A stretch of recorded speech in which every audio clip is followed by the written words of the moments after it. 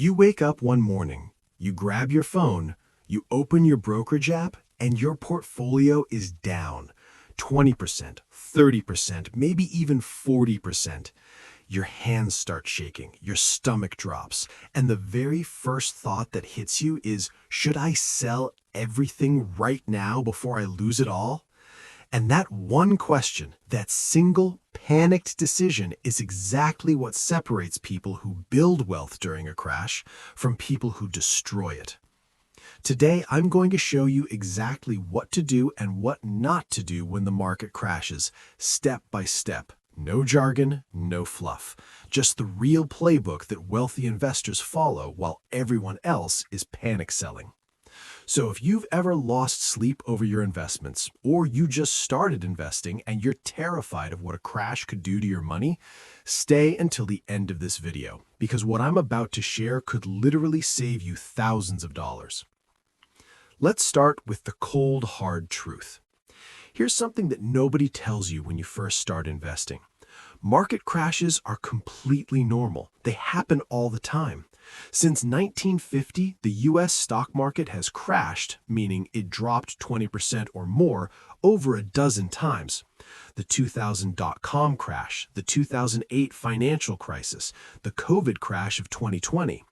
Each time, people swore it was over. Each time, the market came back stronger. But here's the thing, and this is critical. It doesn't feel normal when you're living through it. The news is screaming, social media is panicking, your coworker just told you he sold everything, and suddenly even the most logical person starts making emotional decisions. There's actually a name for this. It's called loss aversion. Studies in behavioral finance show that the pain of losing $1,000 feels twice as powerful as the joy of gaining the same amount. So your brain is literally wired to overreact to losses. The market drops 10%, your brain screams, sell. It drops 20%, your brain says, sell everything. It drops 30%, and your brain says, I should have never started investing in the first place. And that's the trap. That's where most beginners get completely wiped out, not by the crash itself, but by their own reaction to it. So the very first thing you need to do when the market crashes is absolutely nothing. And I know that sounds crazy, so let me explain exactly why. Imagine this scenario. It's March 2020. COVID is hitting. The stock market dropped 34% in just 33 days, the fastest crash in recorded history. Millions of Americans panicked and sold. They locked in their losses. They told themselves, I'll wait until things calm down before I get back in. Then what happened? By August 2020, just 5 months later, the market had fully recovered. By 2021, it was at an all-time high. The people who sold in March 2020, they missed one of the greatest rebounds in stock market history. This is the number one mistake beginners make. They sell at the bottom and buy back at the top. They buy high and sell low, the exact opposite of what builds wealth. Warren Buffett, the greatest investor alive, has a quote that explains everything. He says, be fearful when others are greedy and greedy when others are fearful. Meaning when everyone is panicking and selling, that is actually one of the best buying opportunities you will ever get in your lifetime. But I know what you're thinking right now. That's easy to say. How do I actually do that when I'm watching my account bleed red every single day, when the news is telling me the world is ending? Smile, lean back slightly, confident tone. That is exactly what part 2 is going to answer. Let's get into the actual playbook. All right, the market is crashing. Here is your step-by-step game plan, starting with the one that feels the hardest. Step 1, turn off CNBC, close Twitter, stop refreshing your portfolio every 15 minutes. I know, it feels completely counterintuitive, but here is why this matters so much. Financial news media is a machine designed to make you feel like every market movement is a 5-alarm emergency. Why? Because panic drives clicks. Clicks drive ad revenue. Their goal is not to help you build wealth. Their goal is to keep you emotionally glued to a screen so they can sell advertisements. Every single time you check your portfolio during a crash, you are triggering that loss aversion response we talked about. You are making it more and more likely that you will make an emotional, wealth-destroying decision. Successful investors during crashes do the opposite. They step back, zoom out, and remind themselves that they are not investing for this week. They are investing for the next 10, 20, 30 years of their life. A 30% crash looks absolutely terrifying on a one-year chart. But zoom out to a 30-year chart, it is barely a blip. Perspective is everything.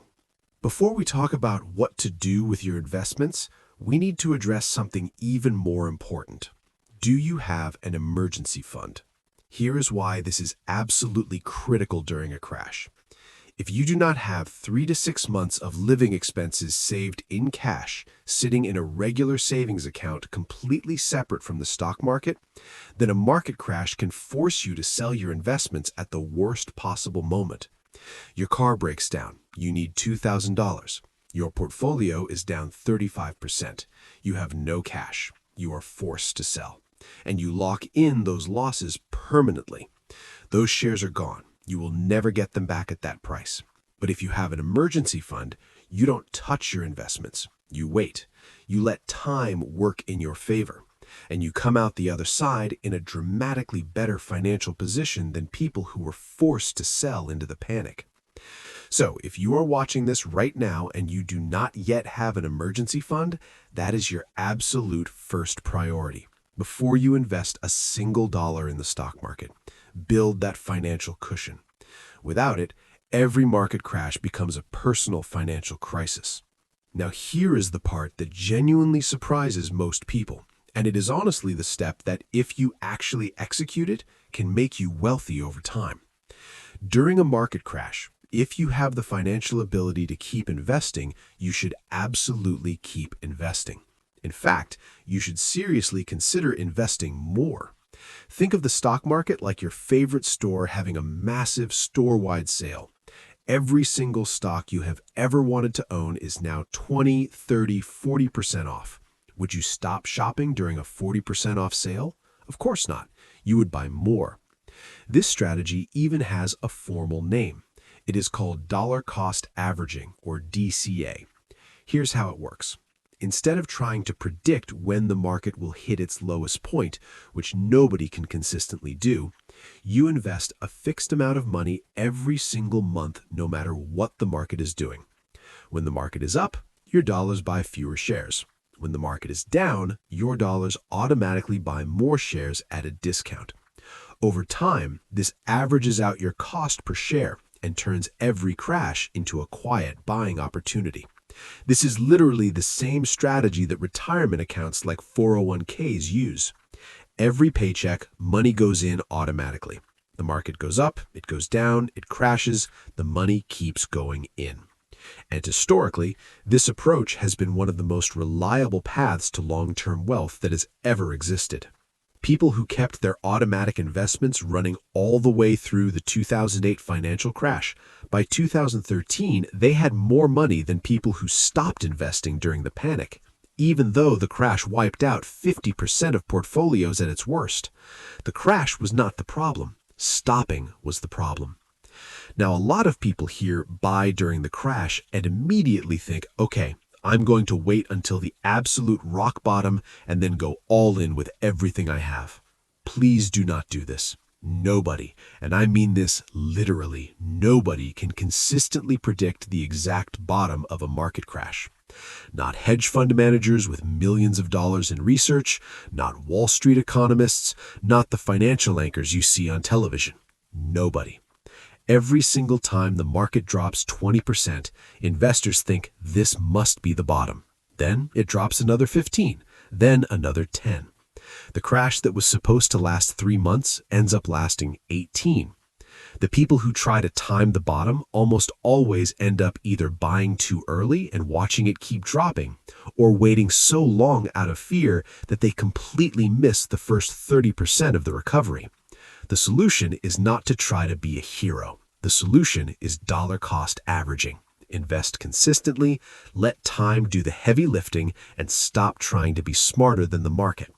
All right, we have covered what to do, but the most important part, the thing that actually separates investors who build real wealth from those who stay stuck, that's what I'm saving for part 3. Let me ask you something.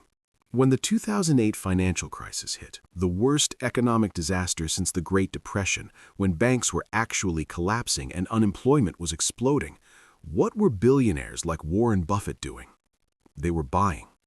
While the entire world was in full-scale panic, while the news was predicting economic collapse, while ordinary people were selling everything and stuffing cash under their mattresses, the wealthiest investors in America were quietly, calmly, systematically buying stocks at massive discounts. Warren Buffett personally invested $5 billion in Goldman Sachs during the peak of the 2008 crisis and made over $3 billion in profit from that single move. Now, I am obviously not saying you need $5 billion to apply this principle, but the logic is exactly the same whether you have $500 or $5 million. The wealthy do not experience a market crash as a disaster. They experience it as an opportunity. And the reason they are able to do that is not because they have secret information or magical predictive abilities. It is because they have one thing most beginners lack entirely: a long-term perspective. They genuinely understand that in the short term, markets can do absolutely anything. They can crash 50%, they can go sideways for years, they can seem completely irrational. But in the long term, over 10, 20, 30 years, the stock market has always gone up. Every single time, without a single exception, going all the way back to 1800. Every crash in history has been followed by a recovery. The Great Depression, the dot-com bust, the 2008 housing crisis, the COVID crash. Recovery, recovery, recovery. When you truly understand this, when it moves from your head into your gut, a market crash stops feeling like a disaster and starts feeling exactly like what it is: a sale.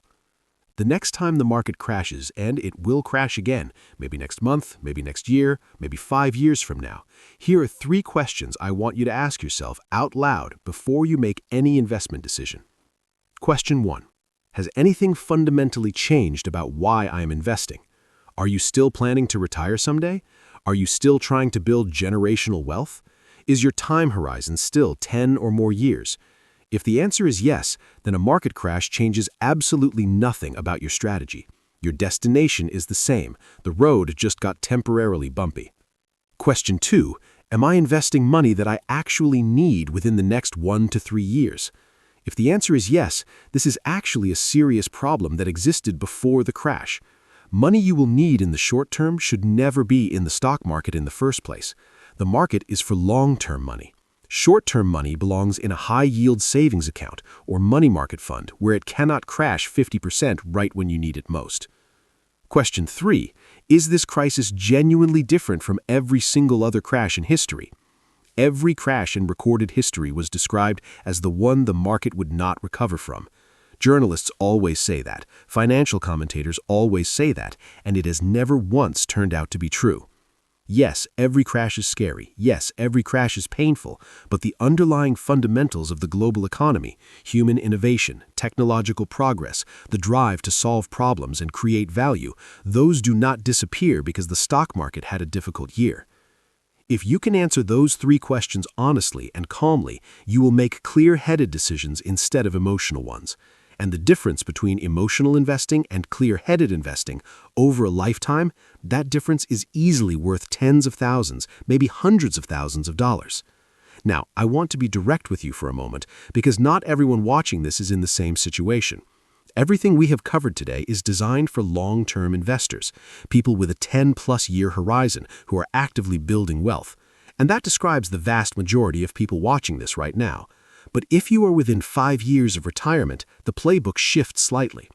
You should already be moving a portion of your portfolio into less volatile assets, bonds, dividend stocks, or cash equivalents, not because the market will not recover, but because you may need that money soon and cannot afford to wait through a long recovery. That is simply smart, age-appropriate risk management. And if you're just starting out, honestly, a market crash is one of the best possible times to begin. You're buying at a discount. You have decades for the market to grow. The young investors who started during the 2008 or 2020 crashes are doing extremely well right now. The worst thing you can do at any stage is let fear keep you completely out of the market, because time in the market almost always beats timing the market. All right, let's bring it all home. Here's your complete market crash survival guide in under 60 seconds. 1. Do not panic sell. Emotional decisions during crashes are the single greatest wealth destroyer. 2. Make sure you have 3 to 6 months of emergency savings in cash before anything else. 3. Keep investing consistently using dollar-cost averaging. Crashes are discounts, not disasters. 4. Never try to time the exact bottom. Nobody can do it reliably. Just keep showing up. 5. Hold the long view. Every crash in history has been followed by a full recovery. This one will be too. Look directly into camera. Warm, encouraging, personal tone. This is the exact playbook that the wealthy have been using for generations, and now you have it too. But here's what I really want from you right now. Drop a comment below and tell me honestly, what is your biggest fear when the market crashes? Is it watching your portfolio drop and not knowing what to do?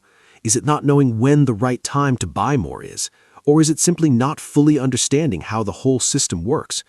Tell me in the comments. I read every single one, and your question could very easily become my next video.